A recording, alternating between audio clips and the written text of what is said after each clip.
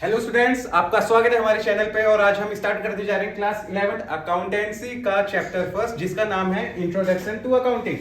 कि अकाउंटिंग का इंट्रोडक्शन क्या होता है। तो इसमें हमारे जो पहला पॉइंट है वो क्या है, व्हाट इज अकाउंटिंग, कि अकाउंटिंग क्या होती है।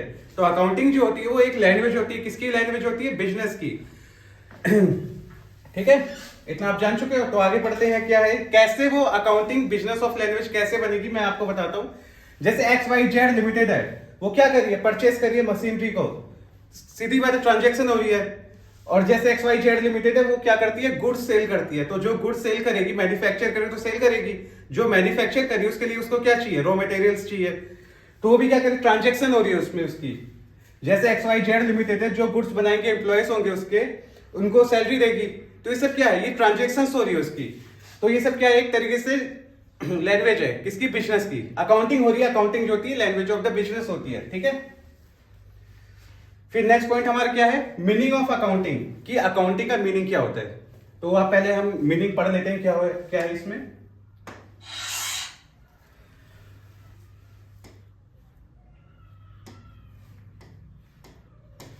Accounting is the art. जो अकाउंटिंग होती है वो क्या होती है, वो आर्ट होती है। आर्ट को क्या बोलते हैं हम, कला। ठीक है, फिर आगे क्या लिखा है, of recording, classifying, summarising in a significant manner and in terms of money. इसमें क्या बताया गया है कि अकाउंटिंग जो होती है कला होती है। किस चीज की कला होती है, ट्रांजैक्शन को रिकॉर्ड करने की। रिकॉर्ड करने के बाद क्लासिफाई करने की, क्लासिफाई करने के बाद उसको समराइज करने की, उसके बाद सिग्निफिकेंट एंड वो manner and in terms of money. जो मनी की टर्म में जो ट्रांजैक्शन हो रही है उनको क्या करेंगे हम, रिकॉर्ड करेंगे, क्लासिफाई करेंगे, समराइज करेंगे। अभी आप इतना समझ लो, मैं आपको एक एक पॉइंट आगे बताऊंगा कि ये क्या चीज है, रिकॉर्डिंग क्या होता है, समराइज क्या होता है, ये मैं आपको आगे बताऊंगा। ठीक है, फिर आगे लिखा है, transaction and events which are financial character and interpreting the result thereof. तो ये सब मैं आपको आगे बताऊंगा, पहले हम पॉइंट चालू कर देते हैं। इसके जो पॉइंट्स आ रहे हैं रिकॉर्डिंग, क्लासिफाइंग के, ये हम चालू कर देते हैं आगे। तो आप मेन पॉइंट आप क्या याद रखना, IMRCSAC, ये पॉइंट याद रखना। आई से क्या आपका हो जाएगा, आइडेंटिफिकेशन। M से क्या हो जाएगा आपका, मनी। R से रिकॉर्डिंग। C से क्लासिफाइंग। फिर समराइजिंग S से हो जाएगा आपका। A से क्या हो जाएगा, एनालिसिस। और C से आपका क्या होगा लास्ट, कम्युनिकेटिंग। इतना पॉइंट आपको याद हो गया। फिर नेक्स्ट देख लेते हैं हम क्या है इसका। इसके जो मीनिंग होंगे वो मैं आपको लिखवा रहा हूं और समझा रहा हूं। आएगा हमारे क्या था, आइडेंटिफिकेशन। आइडेंटिफिकेशन किस चीज को आइडेंटिफाई करेंगे, मैं आपको समझाता हूं। Identify the transaction of financial nature. जो फाइनेंशियल नेचर की जो ट्रांजैक्शन होगी उसको हम क्या करेंगे, आइडेंटिफाई करेंगे। एग्जांपल मैं ले लेता हूं, एक कंपनी है हमारी, वो क्या करती है, वो कार्स को सेल करती है। कार्स को कैसे सेल करेगी, पहले उसका रॉ मटेरियल खरीदेगी, फिर मैन्युफैक्चर करेगी, फिर उसके बाद सेल करेगी उसको। ठीक है, पहले वो क्या कर रही है, परचेस कर रही है। क्या परचेस कर रही है, रॉ मटेरियल को। रॉ मटेरियल करने के वो परचेस करने के बाद क्या करिए, वो इसको मैन्युफैक्चर करके सेल करेगी कार को। ठीक है, एक तो ये आपका एग्जांपल हो गया। दूसरा एग्जांपल क्या है, जो बिजनेस का ओनर है वो क्या कर रहा है वो अपने घर का इलेक्ट्रिसिटी बिल पे कर रहा है। क्या कर रहा है, इलेक्ट्रिसिटी बिल पे कर रहा है। जो ये दो आपके एग्जांपल आ गए हैं। तो इसमें हमें क्या आइडेंटिफाई करना है कि हम बिजनेस में रिकॉर्डिंग करेंगे, कौन सी ट्रांजैक्शन को रिकॉर्ड करेंगे। ये तो एक होगी उसके पर्सनल की और ये होगी बिजनेस की। तो सीधी बात हम किसको आइडेंटिफाई करेंगे, इसमें क्या आइडेंटिफाई करेंगे कि हमें कौन सी ट्रांजैक्शन रिकॉर्ड करनी है, किसमें, हमारी रिकॉर्ड बुक में।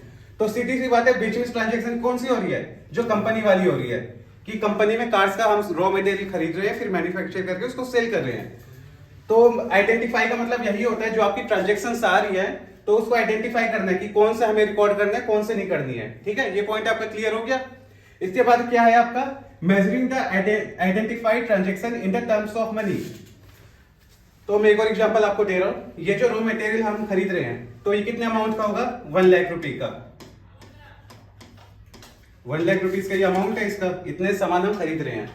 जो हम परचेज करें इतने अमाउंट का सामान, अब ये मेजरिंग में हम क्या करेंगे, सीधी वाले जो हम रिकॉर्ड करेंगे बुक में, ये तो नहीं करेंगे हमने रॉ मटेरियल खरीदा है।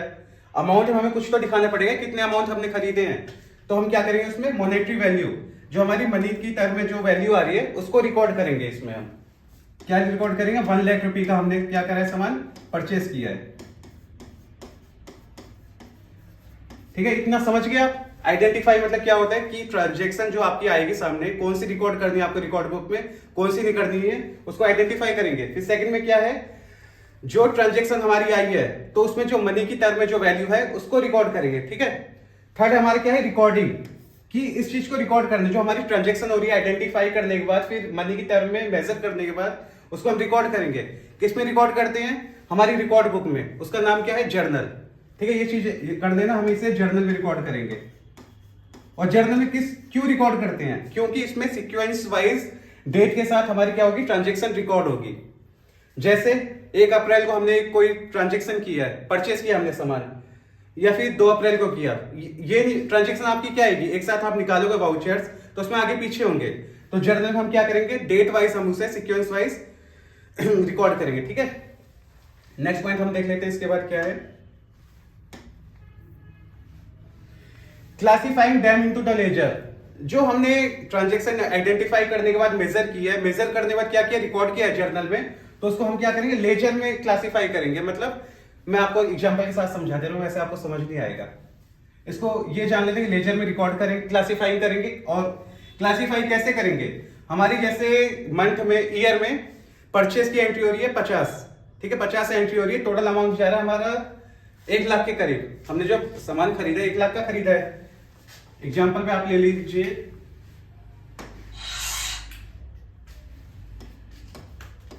एक अप्रैल को हमने क्या किया, 50,000 रुपए का सामान खरीदा, एग्जाम्पल ले रहा हूं मैं।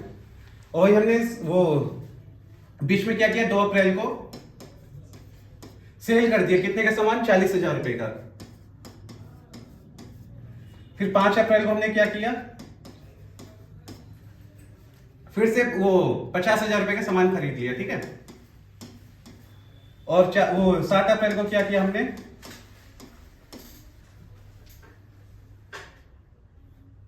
90,000 रुपए का सामान हमने सेल कर दिया। ठीक है, ये एग्जांपल ले लेते हैं हम। इससे हम क्लासिफाई कैसे करेंगे, मैं ये बताता हूं आपको। आपका क्लासिफाई में क्या होगा, लेजर नाम का हम फॉर्मेट बनाएंगे। किसमें, 2 फॉर्मेट बनाएंगे। जो हमारी अभी ट्रांजेक्शन आई है, ये परचेस की, पहले आप ये जान लो, फिर ये सेल की हो गई हमारी, फिर ये परचेस की है, फिर ये सेल की हो गई।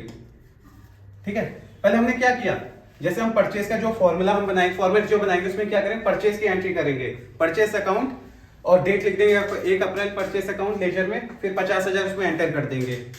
मतलब ये समझ लो कि जितनी भी आपकी परचेस की एंट्री होगी, रिकॉर्ड करेंगे जो एंट्री, हम उसको एक फॉर्मेट में एक जगह लिखेंगे सीक्वेंस वाइज, तो क्या होगा, लेजर में क्लासिफाई होगा। ठीक है, फिर नेक्स्ट पॉइंट हमारा क्या है, समराइजिंग, कि जो हमने क्या किया, जो ट्रांजेक्शन रिकॉर्ड करने के बाद, लेजर में क्लासिफाई करने के बाद, अब उसको क्या करेंगे, समराइज करेंगे।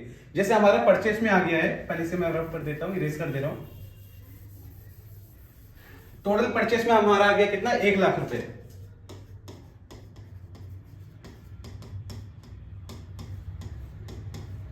और सेल्स हमने कितने का किया, 1.5 लाख का।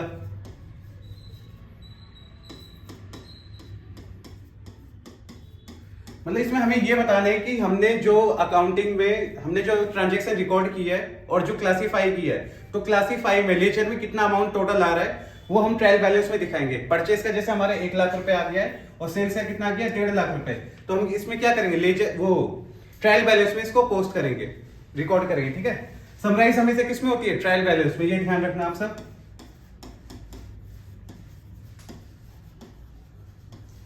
ठीक है, फिर उसके बाद क्या है, एनालाइजिंग एंड इंटरप्रेशन। हम जो हमारा जो आया है वो परचेस 1,50,000 और 1.5 लाख रुपए हमने सेल किया है, तो इसको क्या करेंगे, हम इसमें निकालेंगे हमारे रिजल्ट क्या निकल के आया है। ठीक है, तो क्या निकल के आया है, 50,000 रुपए हमें क्या हो रहा है, प्रॉफिट हो रहा है। जो 50,000 रुपीज का हमें प्रॉफिट हो रहा है, तो हम इसमें एनालाइज ये करेंगे कितना हमें प्रॉफिट हुआ है, कितना लॉस हुआ है। एनालाइजिंग एंड इंटरप्रेशन में क्या करेंगे, हम उससे हम रिजल्ट देखेंगे, रिजल्ट क्या है हमारा, जो भी हमारी ट्रांजेक्शन हुई है, इसको हमने जो रिकॉर्ड किया है, उससे हमें क्या देखना है कि रिजल्ट हमारा क्या निकल के आया है। जो हमारे रिजल्ट आया है 50,000 रुपीज प्रॉफिट का आया है। ठीक है, इसमें हमारे ये आगे की रिजल्ट देखते हैं हम। ठीक है, फिर नेक्स्ट क्या है, कम्युनिकेट टू यूजर्स, कि हम कम्युनिकेट करेंगे किसके साथ, यूजर के साथ, यूजर्स क्या होता है मैं आपको आगे पढ़ाऊंगा अच्छे से। यूजर्स से आप ये जान लो कि लोगों के साथ, जिनको हमें लगता है लोगों को बताना जरूरी है, जो हमारे रिजल्ट आए है, तो यूजर्स होते हैं। अब खाली इसमें लोग लिख लो, ठीक है, कि लोगों को हमें बताना है आगे चल के कि हमारी जो ट्रांजेक्शन हुई है, जो रिकॉर्ड हमने किया है, उसका रिजल्ट क्या निकल के आया है। ठीक है, आगे पॉइंट हमारा क्या है, ऑब्जेक्टिव्स ऑफ अकाउंटिंग, कि अकाउंटिंग के जो ऑब्जेक्टिव्स होते हैं वो क्या है। इसमें क्या है, मेंटेन अकाउंटिंग रिकॉर्ड्स। पहला पॉइंट हमारा क्या है, मेंटेन अकाउंटिंग रिकॉर्ड्स। जो हमारे अकाउंटिंग के जो ट्रांजेक्शन होते हैं उसको अच्छे से हम रिकॉर्ड करते हैं। फर्स्ट पॉइंट ये हमारा ये हो गया, ठीक है। सेकंड क्या है, डिटरमाइनिंग प्रॉफिट और लॉस। हम क्या करेंगे, उसमें प्रॉफिट एंड लॉस देखेंगे कि प्रॉफिट और लॉस निकालेंगे, कितना कंपनी को प्रॉफिट हुआ है, कितना लॉस हुआ है। फिर थर्ड हमारा पॉइंट क्या है, डिटरमाइनिंग फाइनेंशियल पोजीशन, कि इस साल हमारी फाइनेंशियल पोजीशन क्या है पहले के हिसाब से। ठीक है, फिर फोर्थ क्या है हमारा, facilities management in decision making. इसमें क्या है, जो हमारी अकाउंटिंग होती है वो हमारी हेल्प करती है किसमें, डिसीजन मेकिंग में। एग्जांपल में ले लेता हूं, जैसे जो कंपनी का ओनर है वो क्या चाहता है, वो चाहता है अपने बिजनेस में कुछ मशीनरी ऐड करते हैं। तो अगर उसने अकाउंटिंग देख ली है, जो बिफोर वो अकाउंटिंग देखने के पहले उसने क्या देखा, उसने फैसला ले लिया कि मैं मशीनरी ऐड करूंगा उसमें, पर अकाउंटिंग देखने के बाद वो देख रहा है कि हम लॉस में जा रहे हैं, तो उसने अपना जो प्लान है, डिसीजन है, वो चेंज कर दिया। क्यों कि लॉस में तो मशीनरी हम बाद में लगवा लेंगे। तो इसमें यही है कि फैसिलिटीज मैनेजमेंट डिसीजन मेकिंग में, कि जो अकाउंटिंग होती है वो हमारी हेल्प करती है किसमें, डिसीजन मेकिंग में, डिसीजन लेने में। ठीक है, फिफ्थ पॉइंट हमारा क्या है, ये प्रोड्यूसिंग लिखा है, ये गलत है, मैं प्रोवाइडिंग है ये, ठीक है, आप चेंज कर देना इसमें। Providing accounting information to user, कि हम प्रोवाइड करते हैं वो अकाउंटिंग इंफॉर्मेशन किसको, यूजर को। जैसे मैंने बताया कि यूजर में आपको आगे पढ़ाऊंगा क्या होता है, बस अभी आप ये जान लो कि हम प्रोवाइड करते हैं अकाउंटिंग किसको, अकाउंटिंग इंफॉर्मेशन किसको प्रोवाइड करते हैं, यूजर को। ठीक है, इसके बाद हम देख लेते हैं कि एडवांटेज क्या होते हैं अकाउंटिंग के। ठीक है, पहला पॉइंट है हमारा assistance to management in decision making. जो एडवांटेज होता है, सीधी बात है, जो मैंने आपको ये पॉइंट बताया है वही है इसमें, कि जो अकाउंटिंग होती है वो हेल्प करती है किसमें, डिसीजन मेकिंग में।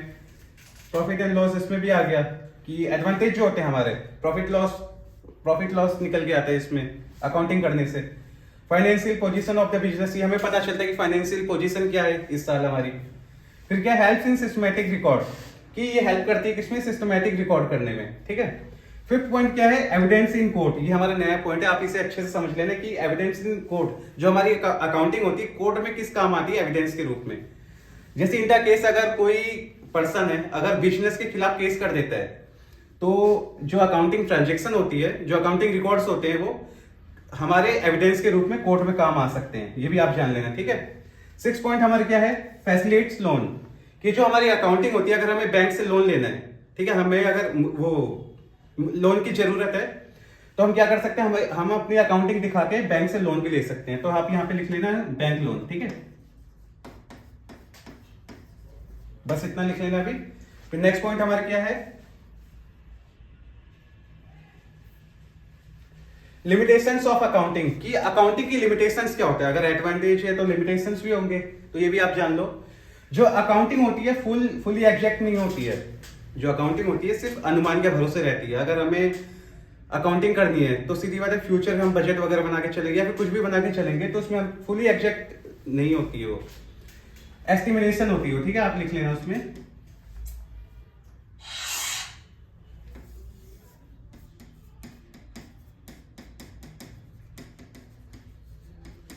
जो अकाउंटिंग होती है फुली एग्जैक्ट नहीं होती, क्या होती है, एस्टिमेशन, की आधी अधूरी रहती है, पूरी जानकारी वो नहीं देती है। ठीक है, जो अकाउंटिंग होती है इग्नोर करती है किसको, क्वालिटेटिव एलिमेंट्स को। अब ये क्वालिटेटिव एलिमेंट्स क्या होते हैं हम जान लेते हैं क्या होता है ये। जैसे इन द केस, अगर किसी वजह से बिजनेस अगर बंद है तो अकाउंटिंग उस चीज को रिकॉर्ड नहीं करेगी।